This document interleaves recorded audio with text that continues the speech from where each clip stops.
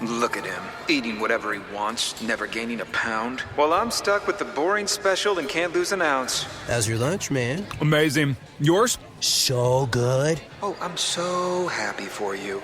Cool, buddy.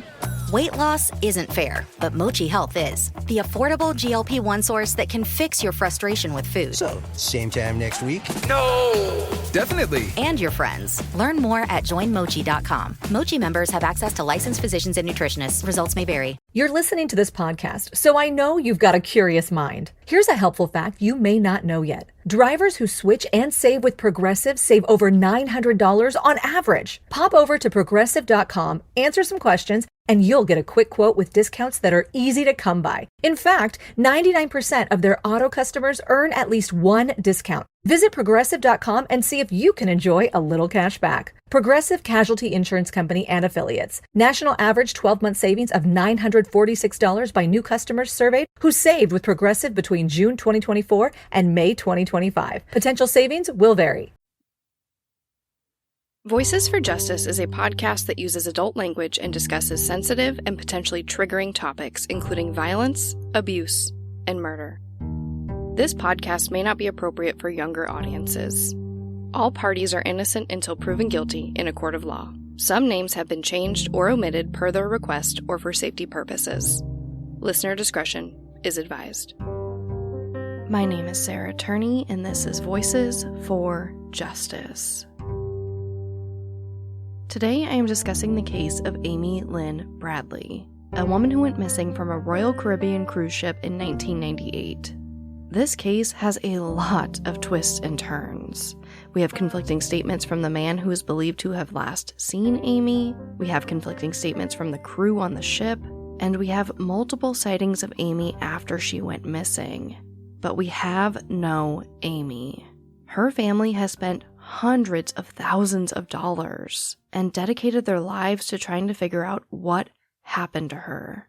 This is the case of Amy Lynn Bradley. Amy was born on May 12, 1974 in Petersburg, Virginia, to her parents Ron and Iva.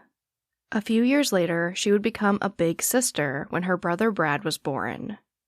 The two would grow up to be very close. And Brad definitely looked up to her and tried his best to follow in his big sister's footsteps.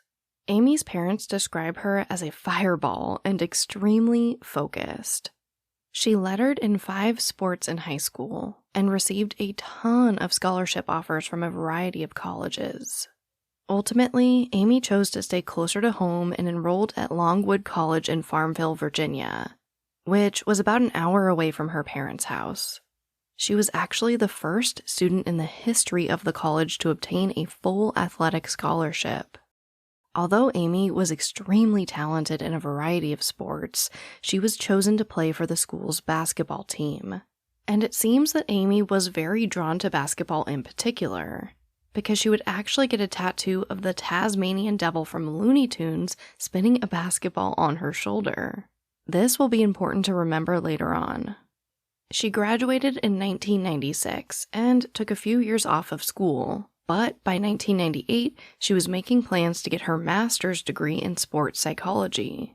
At this time, Amy was 23 years old, and it seemed like her life was in full swing and going pretty well. In addition to deciding to get her master's degree, she had a new apartment and finally got the dog of her dreams, an English bulldog named Bailey. By all accounts, Amy was thriving and excited about all of the new things in her life. In early March of 1998, Amy's father Ron was gifted a 7-day Caribbean cruise by his employer. This cruise would set sail on March 21st from Puerto Rico.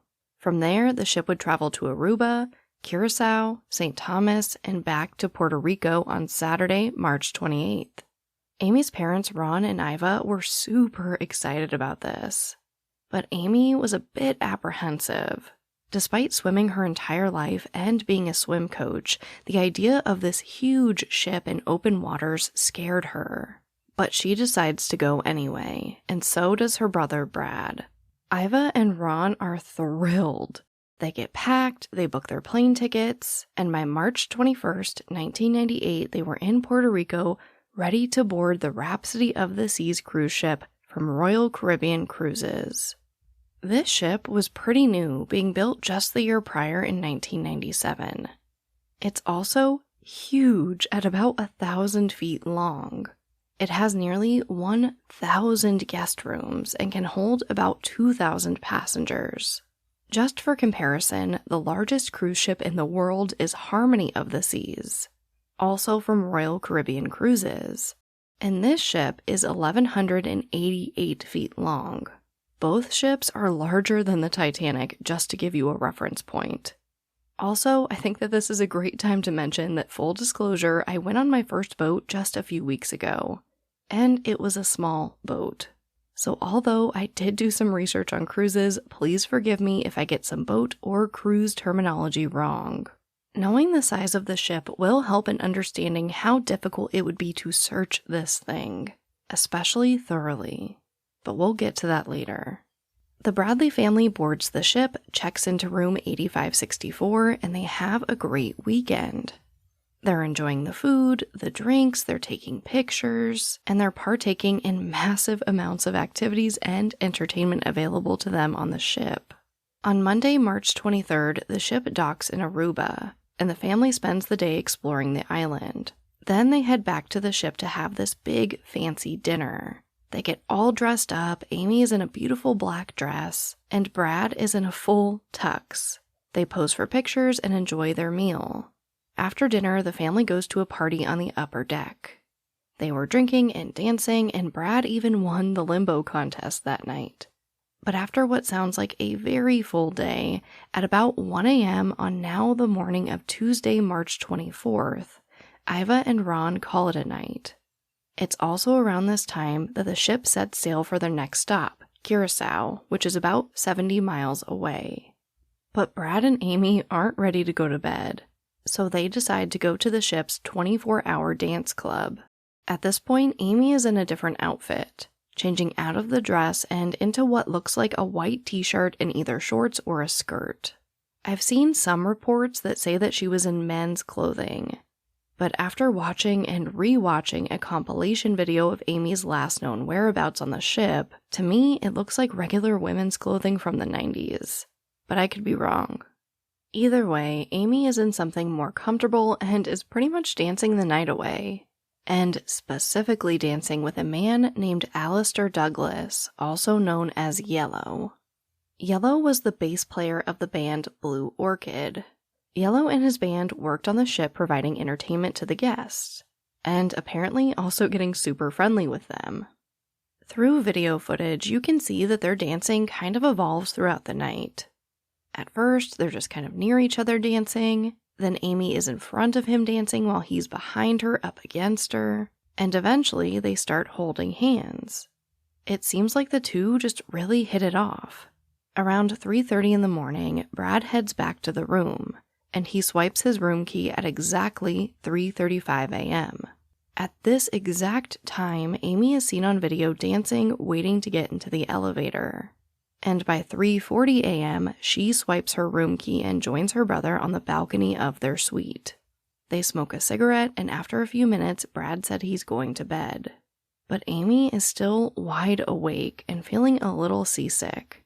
So she tells Brad that she's going to stay on the balcony for a while to get some fresh air. Brad tells Amy he loves her and heads inside.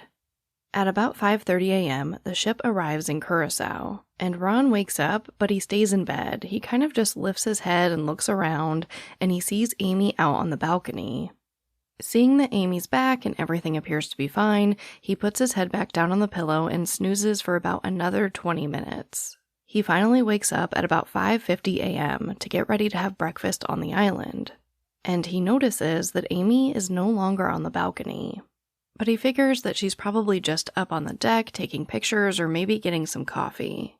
And there's good reason for this. Amy actually brought her camera and 15 rolls of film with her on this trip to do a project. She wanted to take a bunch of great photos on the trip and use them to put under glass on top of this trunk she got for her new apartment. Around this time, the ship was set to be passing under the Queen Juliana Bridge, so it was a great time to capture pictures of the bridge and the colorful buildings surrounding the canal. So Ron gets up, he gets dressed, and he heads to the deck. But he doesn't see Amy there. He's still not super worried at first, so he just kind of starts looking around the ship for her. But as the time begins to pass, he starts to become very concerned. And after an hour of searching, he is frantic. At about 7 a.m., Ron runs into the security chief of the ship, Lou Costello, and he tells him that he can't find Amy. At this point, Ron runs back to the family suite to wake up his wife, Iva, and tell her that Amy is missing. Iva says that she knew exactly how serious it was because she had never seen him that frantic. And according to her, Ron didn't even look like himself. So she jumps out of bed and they both go meet with the cruise ship security staff and the captain. This is now close to 7:30, and the ship is just minutes away from letting the passengers off to the island of Curacao. So they beg them to make an announcement about Amy, to share her picture, and to keep the doors sealed until they can conduct a thorough search of the ship. But the captain says absolutely not. He will not make an announcement, he will not share a picture, and he certainly is not keeping the doors closed. He says that he will not alarm the other passengers, but he does agree to help them search quietly. In my opinion, this decision, this lack of urgency, is what sealed Amy Lynn Bradley's fate. In my research, I found a 1998 New York Times article written by Douglas France, and he stated, quote, "Her case illustrates the difficulties that can arise when a possible crime occurs outside of the immediate reach of law enforcement authorities, and how cruise lines struggle to balance investigations with protection of their reputations." End quote. And I think he hit the nail right on the head with that one. So just minutes after the Bradleys begged to not let people off the ship, they do it anyway. And hundreds of people start filing off the boat onto the island of Curacao. While everyone is enjoying the island, the crew and the Bradley family search the ship. When Ron checks their room again, he does an inventory of Amy's belongings. And I've seen some conflicting reports about whether or not Amy left barefoot. But it appears that the sandals that she was previously wearing were left on the balcony.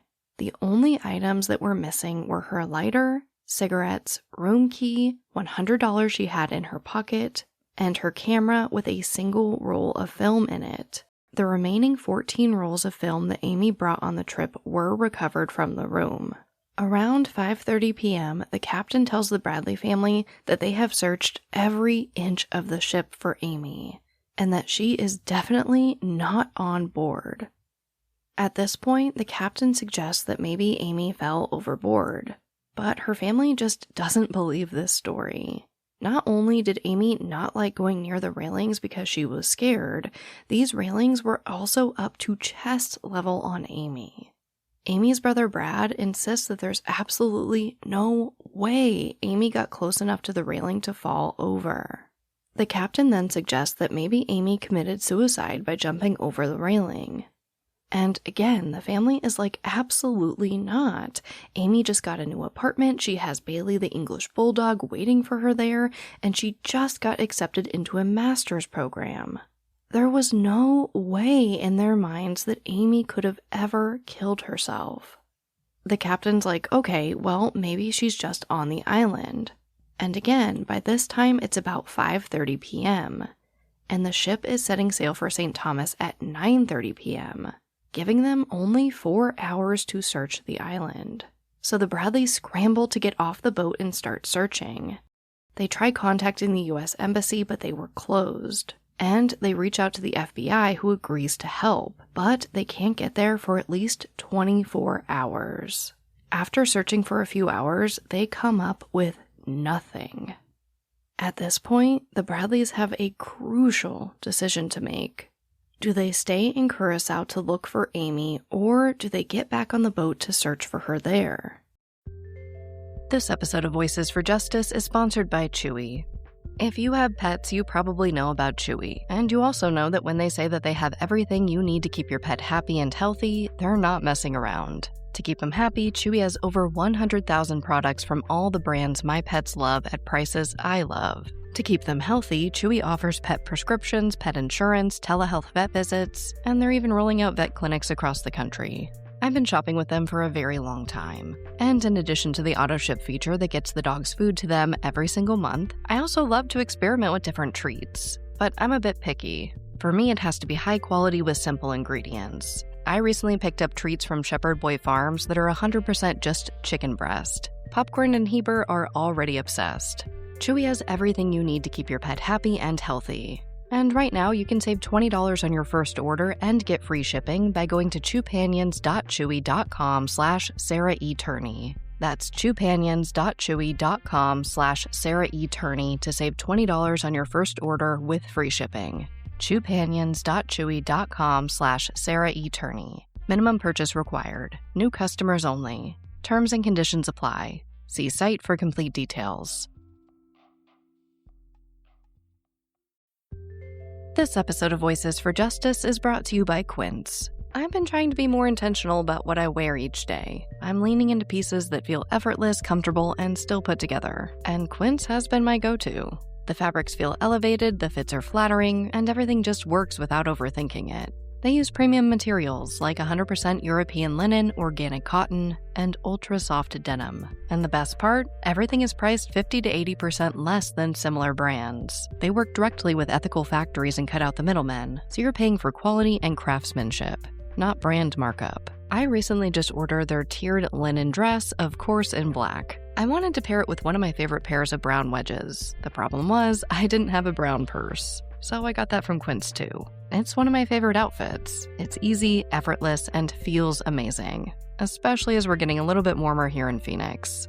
Refresh your everyday with luxury you'll actually use. Head to quince.com/justice for free shipping on your order and 365-day returns. Now available in Canada too. That's QUINCE.com/justice for free shipping and 365-day returns. Quince.com/justice. After much deliberation, they decide that since the boat was searched thoroughly, they will stay on the island and continue to search there. So at 9:30 p.m., the Rhapsody of the Seas leaves Curacao without the Bradleys, and it sets sail for St. Thomas. A few hours later, the Bradleys get a phone call to their hotel room. It's the FBI, and they tell them that they've made contact with the crew on the ship, and they were told that there was not a thorough search of the ship like they had been told.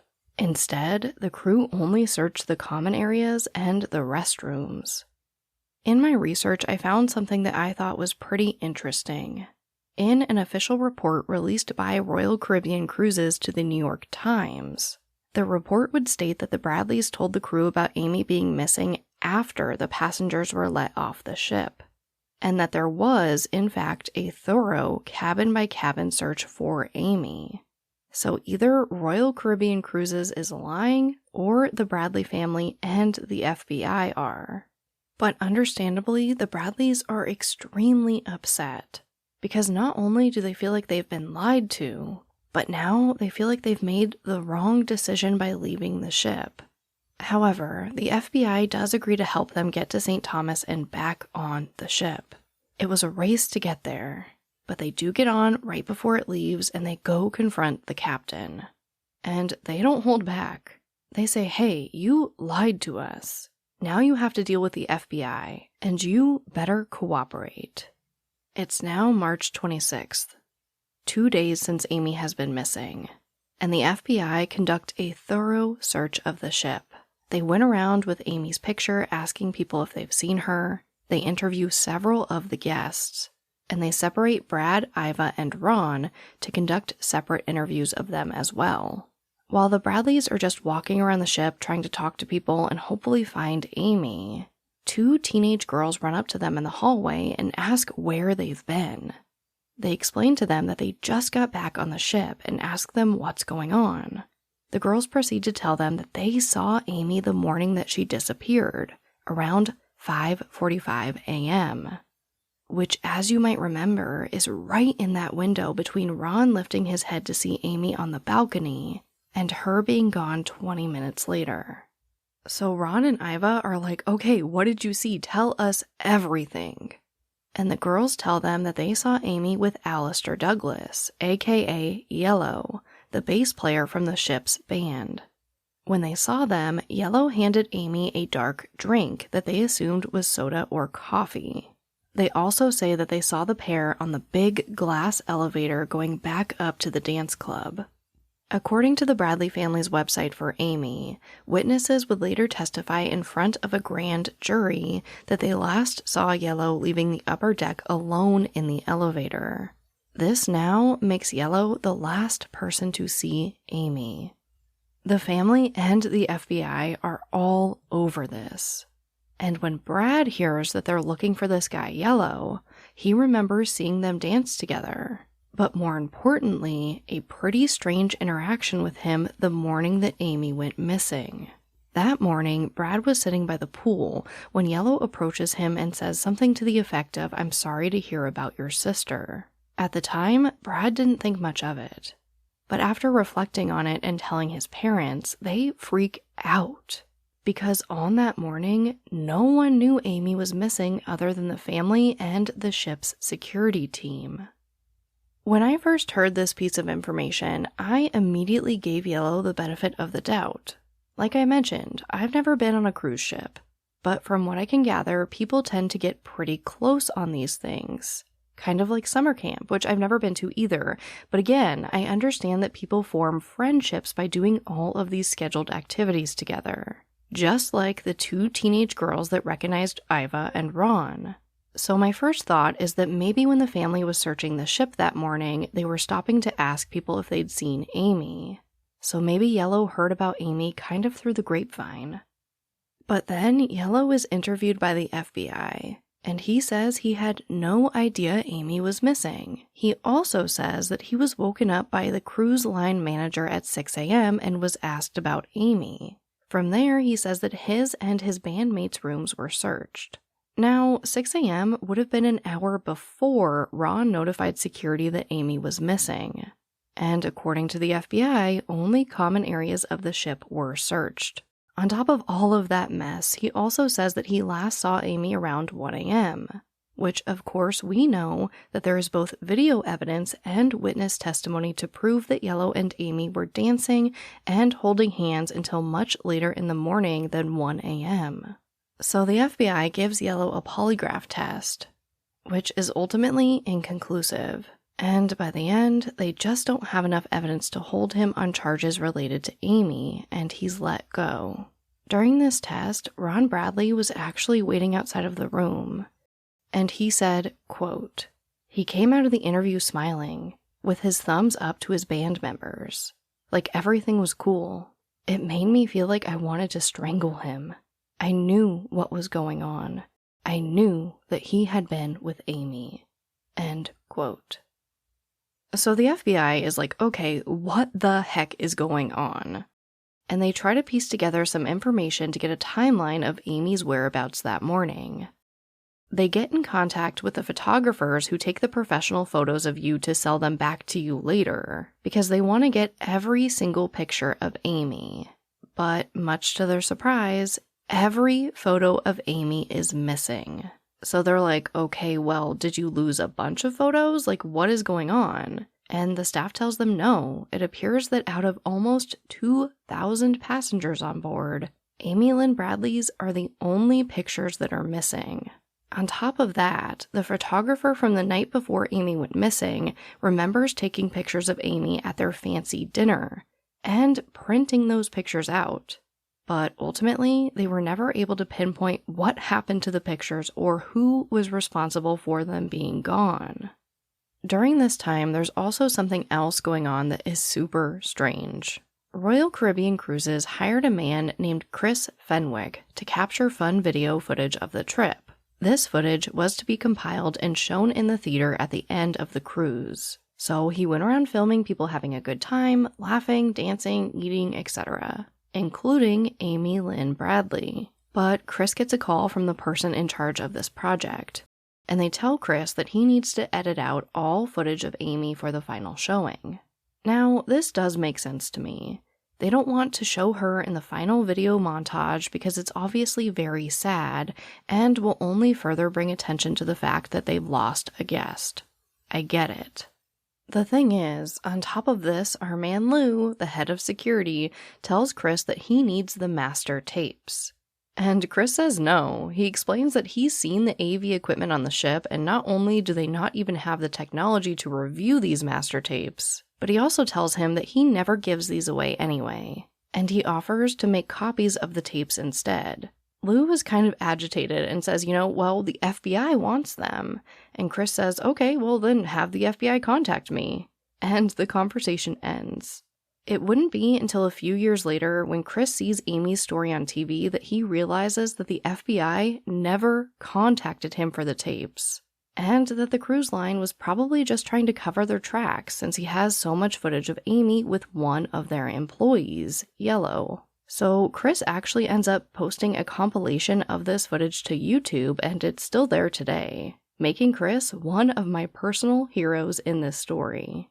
But jumping back to March of 1998, with Yellow changing his story so many times, and the crew members giving some variations of their story, the FBI begins to believe that this could have been a planned kidnapping conspiracy, and that maybe Amy was being watched and was lured by Yellow to later be sold on the island of Curacao. But unfortunately, there just is not enough evidence to charge anyone on the ship. So on Saturday, March 28th, 1998, the Rhapsody of the Seas completes its journey and docks back in Puerto Rico, and the Bradleys fly home to Virginia without Amy. When the Bradleys get back home, they waste no time trying to find Amy. They do a ton of interviews for the media. They offer a $260,000 reward. They consulted with psychics. They create a website. And they even hired private detectives to get back onto the cruise ship to look for anything that might help them find Amy.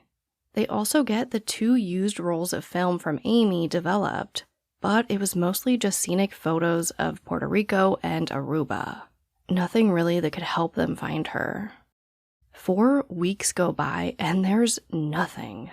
So on April 21st, 1998, Ron and Brad fly back to Curacao to look for Amy. They rent a car and drive everywhere they can to hand out flyers and talk to people. After a full day of searching, Brad and Ron are exhausted and they head back to the hotel room, unsure if anything would actually come of this trip. But the next day, they realize that their efforts paid off because they get a tip that would change the course of the investigation forever.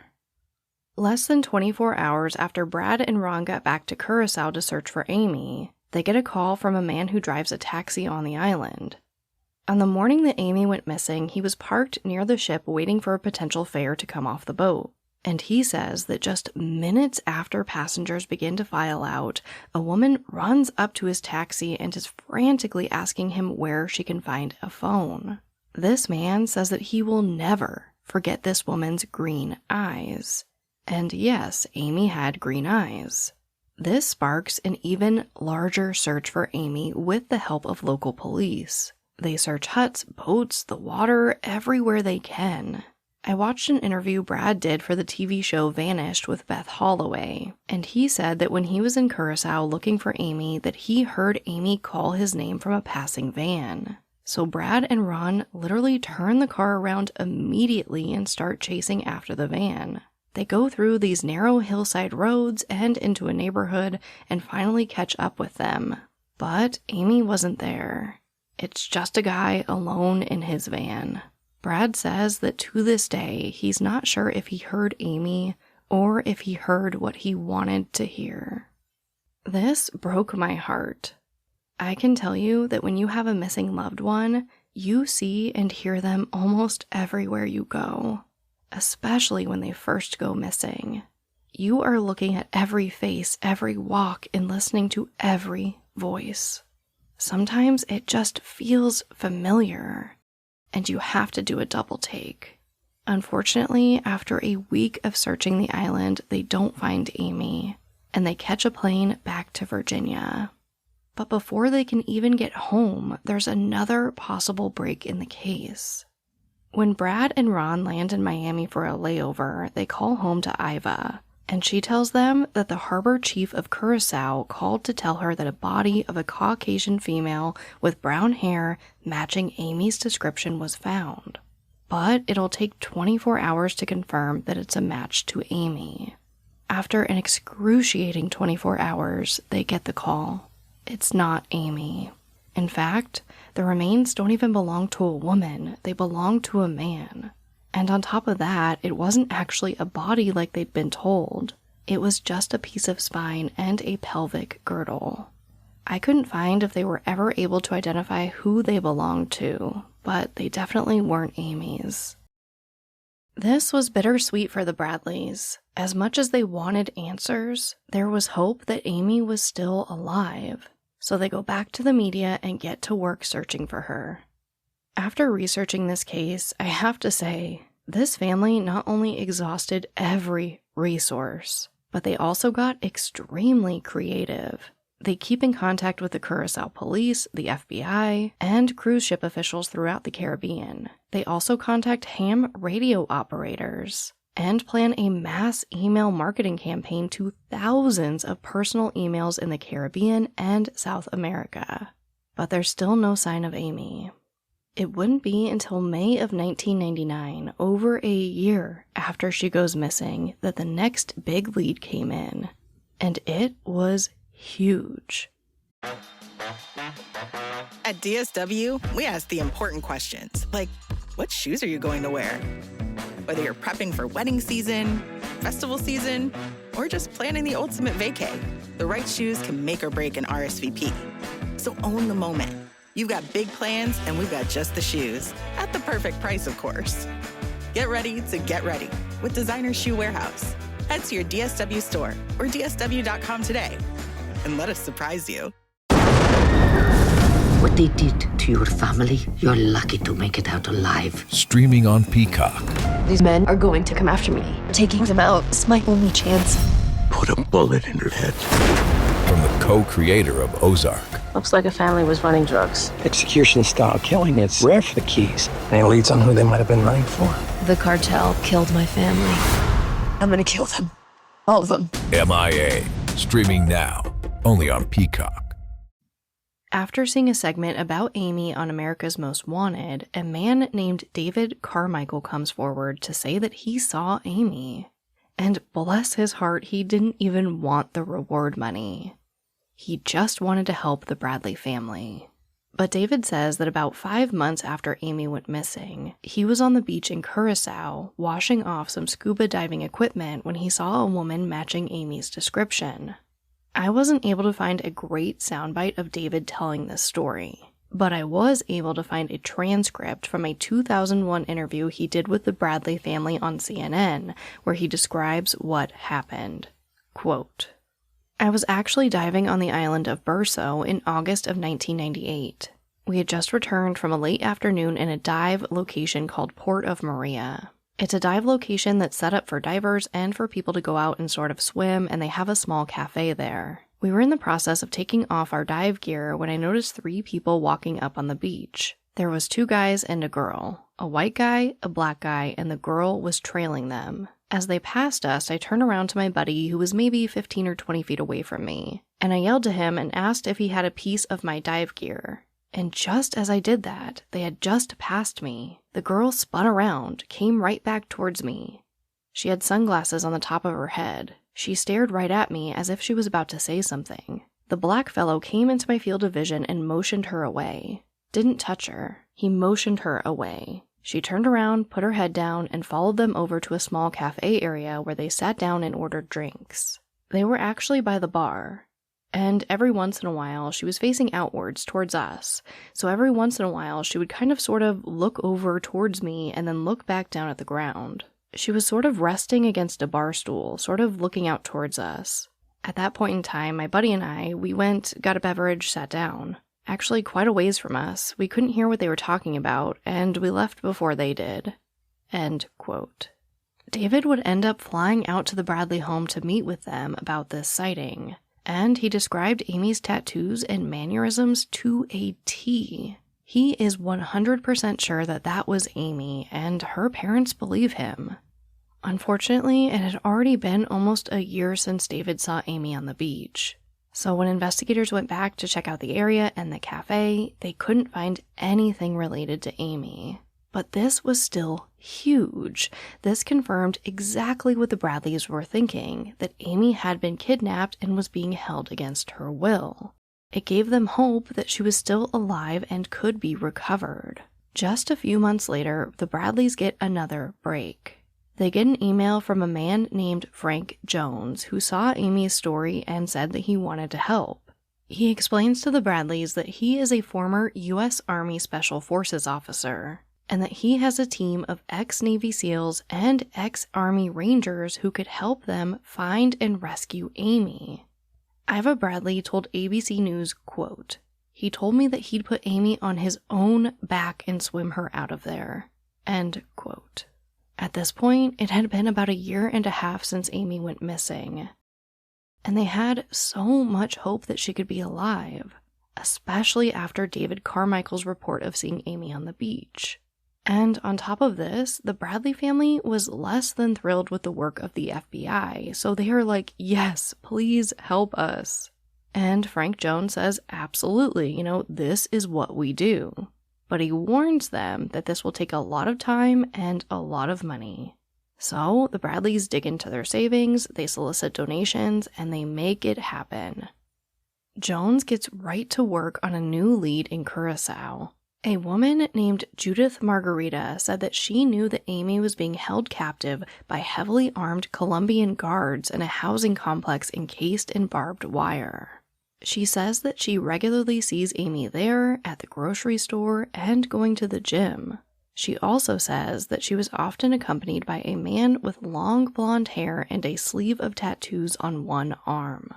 She is also able to accurately describe all of Amy's tattoos, and reported that one day she heard Amy humming a specific lullaby.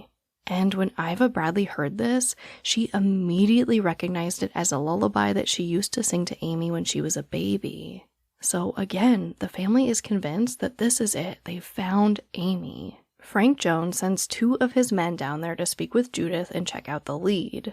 They set up surveillance points in all of the places that Judith told them that she saw Amy, and they watched a dark green SUV believed to have been driven by the man that abducted her. But after a week, the men have to abandon the mission when 10 men start shooting at them. This didn't deter Frank Jones. He sent more men back to the island and provided a bunch of reports to the Bradleys about sightings of Amy and her whereabouts. By the fall of 2000, Frank Jones goes to the Bradley family and says, listen, it's time. We need to get Amy out now. But it's going to cost a lot of money, and he requests an additional $100,000. The Bradleys are scrambling. They've already exhausted their savings and spent a lot of donated money.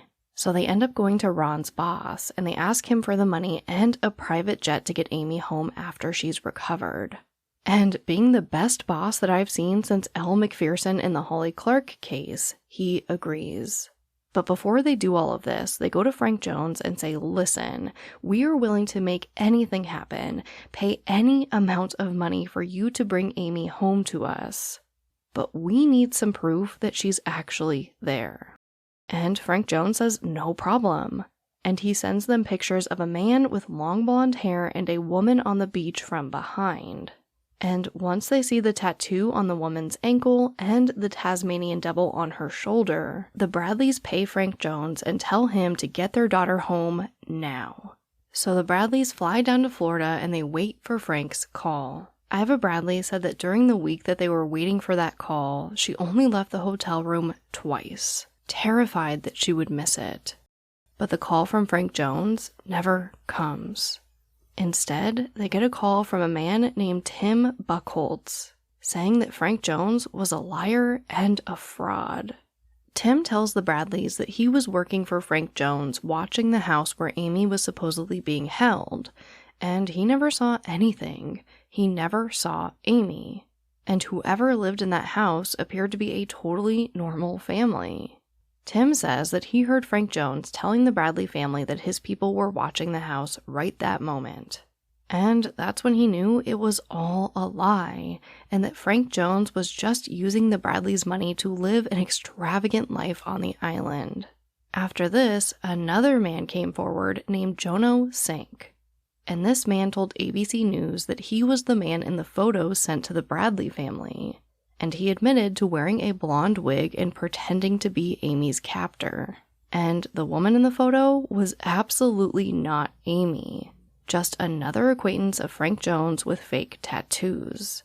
Apparently, they went to a tattoo artist, showed them pictures of Amy's tattoos, and had them recreate it into stencils, and then placed them strategically on this woman's body to match Amy's.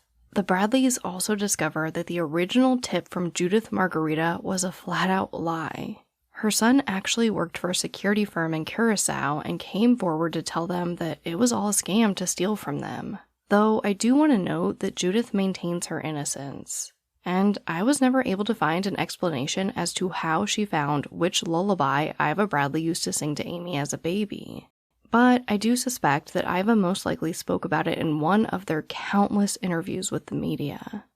So this entire time, the Bradleys were just being scammed. It turns out that Frank Jones was never even in the Special Forces. And in total, he stole over $200,000 in this scheme. But by 2002, Frank Jones was arrested in Virginia. And ultimately, he pled guilty to mail fraud. He was sentenced to 5 years in prison and was ordered to pay back all the money he stole. But of course, this could never make up for all of the time that they lost looking for Amy. Luckily, it wasn't long before another person came forward with a much more credible sighting of Amy. This time, it was from a Navy officer who was stationed in Curacao in 1999, the year after Amy went missing.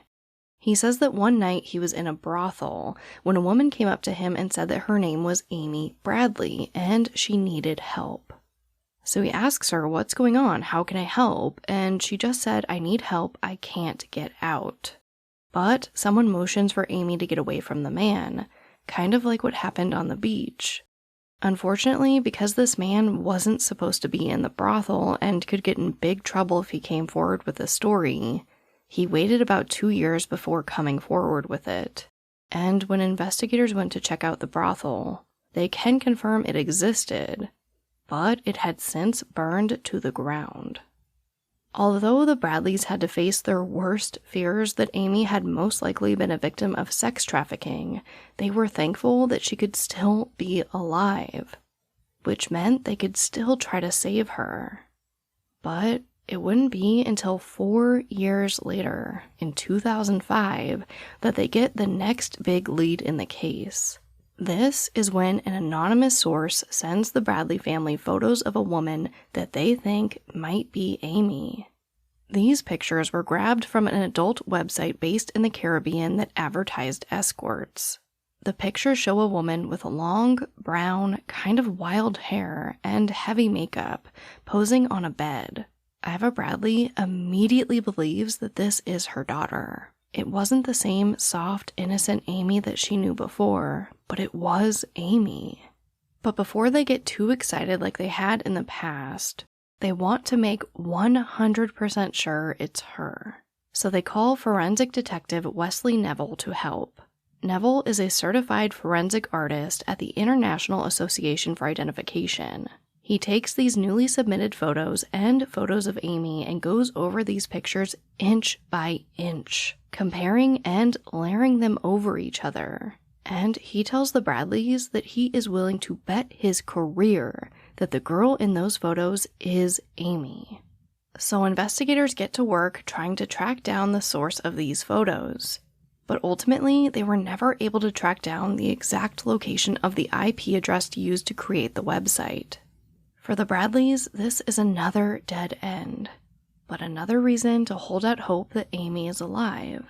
They get another lead just a few months later in December of 2005. This comes from a woman named Judy Maurer, who says that she saw Amy 9 months prior.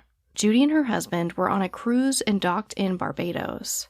While out exploring, Judy goes into a department store to use the restroom. But while she's in a stall, she hears a bunch of men come in, and she panics, thinking that they might be coming in to hurt her. So she puts her feet up on the toilet seat, stays quiet, and does her best to not be seen. While she's hiding, she hears a man say something to the effect of, "At 11 o'clock, you better be ready to go. I'm warning you, you better cooperate. Don't mess this up." And he just keeps repeating this again and again. Eventually, Judy sees the men leave the restroom. So she carefully opens the stall door and sees a woman who she describes as being in her early 30s, cowering by the sink, also looking like she's about to cry. Judy starts talking to her, asking her where she's from. And softly the woman says, "Virginia." Judy says, "What's your name?" And the woman again very softly says, "Amy." And Judy says, "Oh, my daughter's name is Amy."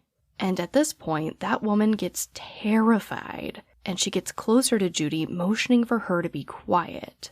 Within seconds, they hear banging on the bathroom door, and then the door opens just a few inches. Judy says that the woman just grimaced and stood there frozen. At this point, Judy is terrified and books it out of the bathroom, passing the men waiting outside. Unfortunately, Judy doesn't report this to anyone, but 9 months later, she's reading an article about missing persons and sees the photos from the website that are believed to be Amy, and she realizes, oh my gosh, this is the woman. This is the woman I saw in the bathroom. That is Amy Lynn Bradley. Judy calls the Bradley family, who calls the FBI, and they investigate the lead. But after 9 months, no one at the department store remembers the incident or anyone matching Amy's description. But sketches of Amy and her alleged abductors are created. Unfortunately, this is kind of where the trail goes cold. There was a jawbone that was found about 5 years later that got a lot of media attention. But the Bradleys never believed it was Amy's, and it turns out that it wasn't. The Bradley family did try to sue Royal Caribbean Cruises a few times, stating in one lawsuit, quote, "Based upon witnesses, someone on the vessel grabbed her, held her, and then pulled her off in the last port 4 days later," end quote. But Royal Caribbean Cruises states that although they sympathize with the family, there's simply no evidence to prove that any crime or foul play was involved in Amy's disappearance. And they insist that they acted appropriately and responsibly at all times. As far as I could find, Amy Bradley's family was never able to successfully sue the company. In 2016, the Rhapsody of the Seas was completely remodeled and continues to sail to this day. In 2018, the FBI launched a large media campaign for the 20-year anniversary of Amy's disappearance. And they continue to ask the public to come forward with any information or sightings of Amy. Which brings me right to our call to action. This one is easy, guys. Just share her picture. I know that Amy Lynn Bradley's story has gotten a ton of media coverage. But in every single case that I cover, I get at least one message from someone saying that they have never heard of the case before listening to the episode. And that one person that hasn't heard Amy's story might just have that one piece of information that can bring her home. There are so many close calls in this case. This family and Amy deserve justice. So please take a moment to share Amy's picture. Amy Lynn Bradley would be 47 years old as of the day before publishing this episode. So I have to say, happy birthday, Amy, wherever you are. Amy is a Caucasian female with brown hair and green eyes. She is 5 feet, 6 inches tall and weighed approximately 120 pounds when she went missing. She has 4 tattoos, a Tasmanian devil on her shoulder, a sun on her lower back, a Chinese symbol on her right ankle, and a gecko around her navel. Anyone with information about Amy is urged to call their local FBI office. But, as always, thank you, I love you, and I'll talk to you next time. Voices for Justice is hosted and produced by me, Sarah Turney.